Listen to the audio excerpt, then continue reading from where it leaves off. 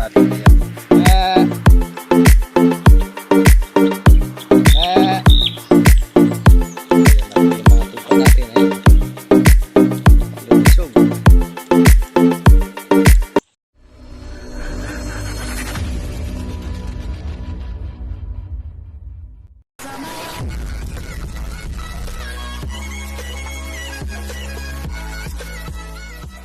Mga guys, ayan, welcome back to my channel, Jeffrey's Nature and Animal Lovers.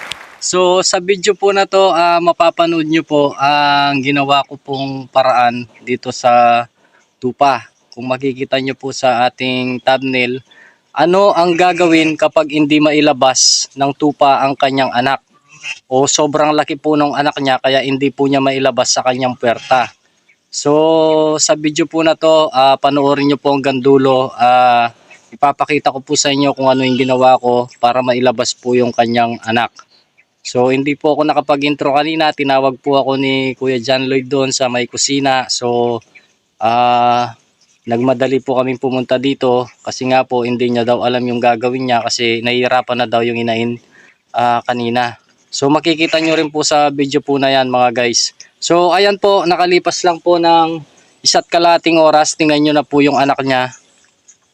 Ipapakita ko po sa inyo, ayan o. Ang laki po niya mga guys, kaya po pala siya nahihirapan. So ayan, ikutin ko po. Ayan. Ayan o. Ang laki po nung anak niya. So nahihirapan po yung inahin natin na ilabas yung kanyang anak. Tingnan nyo naman o, kalahati na nung nanay niya o.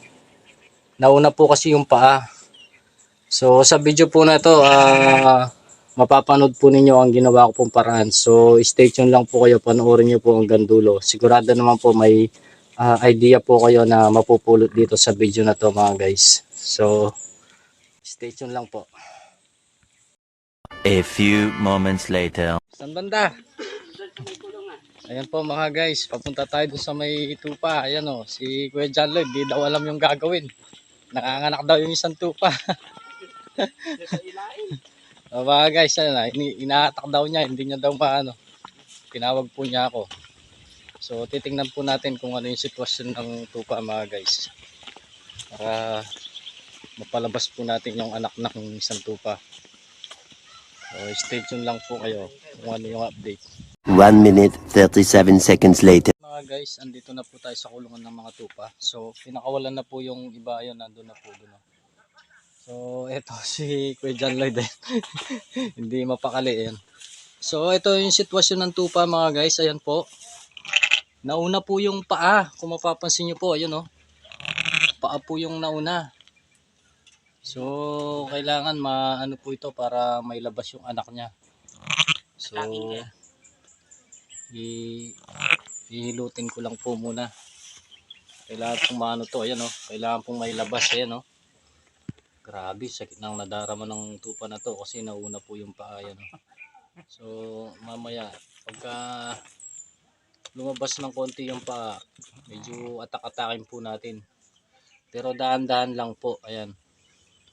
Ayan o, masakit po yung nadarama niya, ayan o. So ayan o. Pag inatak-atak konti. Kasi pumapasok ulit eh. Kaya nga, ayan o. Pero tingnan muna natin na ilabas niya ng konti yung paa hanggang sa matak natin. So ayan po. Ayan o, nahihirapan po siya, ayan o. Pangalawang anakan niya na po ito. Hindi ko alam kung bakit nahihirapan siya sa pangalawa, ayan o. Malaki po siguro yung anak niya, ayan o. Hirap na hirap po siya. So tulungan ko po mga guys, ayan o. Malapit na pong lumabas yung paa niya para maimas ko po yung tiyan niya hanggang sa lumabas yung anak niya. Stay tuned lang po. So ayan po, paano ang gagawin kapag hindi po mailabas yung anak? Ayan po, yung tupa po natin, nahihirapan po siya, ayan o. Ayan o, hindi po mailabas yung nauna po yung paa. Ayan o. 1 hour later. So ito po, nakikita ko na po na lumalabas na po ng konti yung paa niya. So atakin ko lang po ng konti at imasin ko yung tiyan niya. Ayan. So, ganito po yung gawin nyo mga guys. Imas-imasin nyo po ng paunti-unti. Tapos, ito pong paa niya na to, atakin lang ng konti. Medyo ingat nyo po ito. Ganito po yung ginagawa ko pagka nahihirapan yung kambing. So, ayan. Malapit na po lumabas mga guys. Tutulungan ko lang po. Hirap na hirap po siya eh. Baka mamatay po yung inahin. So, ayan po. Grabe, nauna yung ano niya. Okay. Ayan o. Malaki po ito. Ayan o. Bukol na bukol po yung anak niya dito eh. So, pag ganito po, ayan, tulungan nyo lang po ng konti. Ayan. So, ayan. Imasin nyo po siya para kumalma po siya. So, ito na po. Atakin ko lang po ng konti yung paa. O, ire. Ire. Ire. Ire. Ire pa. So, malaki po yung anak niya mga guys. Ito.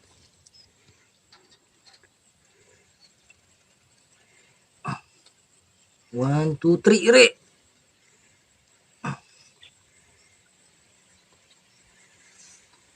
Ire pa.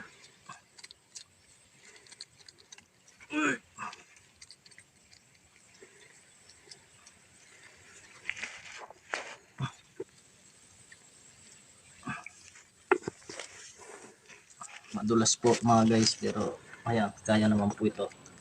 Usog lang po ako ng konti. Satahin ko po siya. So, ire. 1, 2, 3, ire. Yun. Yun.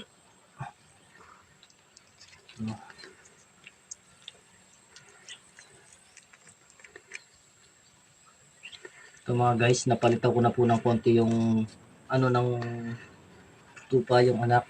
Ito. Inano ko na po yung ilong para ano. Ayan, para hindi siya mamatay. So, para makasafety silang dalawa. So, sa ganitong sitwasyon po talagang nahihirapan po yung tupa. Ayan o. So, kailangan maimas po ng konti-konti dito. Ayan. Hanggang sa tuluyan po niyang mailabas yung anak niya. So, malaki po yung anak niya mga guys. Ito. Nahihirapan po talaga siya. Ayan o. Pero napalitan ko na po yung ano. Ayan o. Sige, Ire. Sige pa. Sige. Sige, malapit na. Sige. Kaya mo yan. Sige. Sige. So, disclaimer lang po, hindi po natin sinasaktan yung tupa. Talagang tinutulungan lang po natin para makaligtas po silang pareho nung anak niya. Ayan. So, ayan po. Sa mga kambing po, ganito rin po yung ginagawa ko pag nahihirapan po yung ano, yung inahin. So, talagang hindi po niya kayang ilabas. Ayan o. Nagkasabay po yung saka yung ano niya, ulo niya. Ayan. Yan na. Hanggang sa pag nailabas na po yung konti yung ulo nito, makakainga na po ng maluwag to mga guys.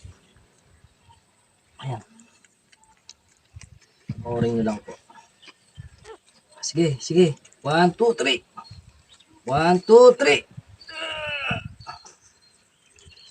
Oh. 1, 2, 3. Ayan na, ayan na. Ayan na. So, ayan. Nailabas ko na po ng konti yung ano niya. So, kailangan maano pa po natin ng konti para Yan hindi yan. po siya mamatay yung anak niya. Ayan o. Oo, ito. Oh. Yan. So, 1, 2, 3. Back. May labas lang po yung paa. So, yung leg po, wag nyo aatakin. Baka mamatay po yung anak niya. Yung paa lang po yung atakin nyo. Wag nyo pong isasama yung leg. Baka maano po yung leg niya. So, pag nailabas na yung isang paa na to, makakaraos na po ito. Ah. Ayan. Ayan. Ayan. So, ayan po. Ayun, may labas Ayan. na yung... Huwag nyo pong atakin yung leeg ha. Ayan o. Ano nyo lang po, linisin nyo lang po yung ano niya. So, yung paa lang po yung atakin nyo. Ayan. Makakalusot na po yan. Ayan o. Ayun! Ang laki! Laki oh. Grabe! Buhay pre. Oo, buhay yan. Ayan o. Kaya nga ikaw alam kung magaling ang tsamba mo, malakas eh. Ayan o. Successful. Success! Success po mga guys. Ayan o. Nailabas niya na po yung kalahati. So, hindi na po mahihirapan to. Ayan o. Ang laki po ng anak niya. Oh, yun oh. Grabe. Yun oh, palabas na oh. Ayun. May iling-iling po. Oh. Yun oh. Grabe talaga. Tas, Ayan, Kuya John Lloyd, nakaraos na yung ano mo. may idea na ako. Hindi na, hindi mo alam yung gagawin mo. Ayan oh. Nakaraos na siya. Ayun oh. Ayun na, ayun na. Oho. Yun! Uy. Success!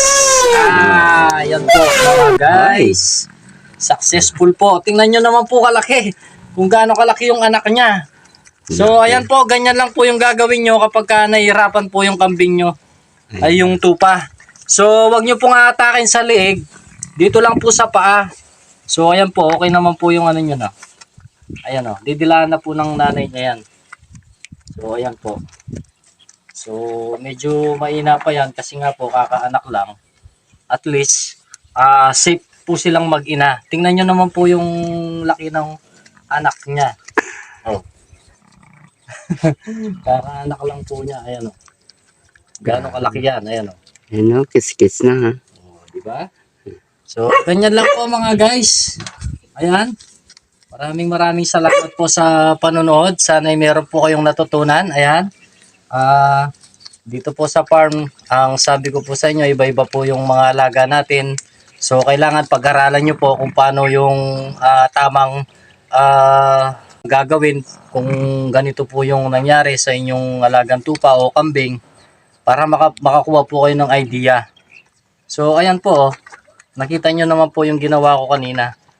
Si Kuya John Lloyd, hindi niya alam yung gagawin niya po kanina. Kaya tinawag po ako. So, ayan po, nakapag-seminar naman po ako sa kambing kaya yung natutunan ko po doon, in-apply ko lang po dito sa alaga nating tupa. So, parang parehas lang naman po yan, kambing at tupa eh.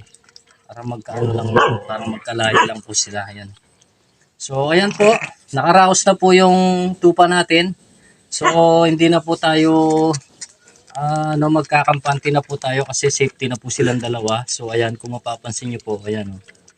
So mga guys, kung meron po kayong natutunan, huwag pong kalimutan na mag-subscribe at paki-hit po yung bell button para lagi po kayong updated sa mga ina-upload nating video mga guys. So ayan po, maraming salamat po sa inyong panonood. Hanggang sa mga susunod pa po nating mga content or vlog. So hanggang dito na lang po, maraming salamat. Lagi po tayong mag-iingat and God bless po sa ating lahat mga guys. So bye-bye!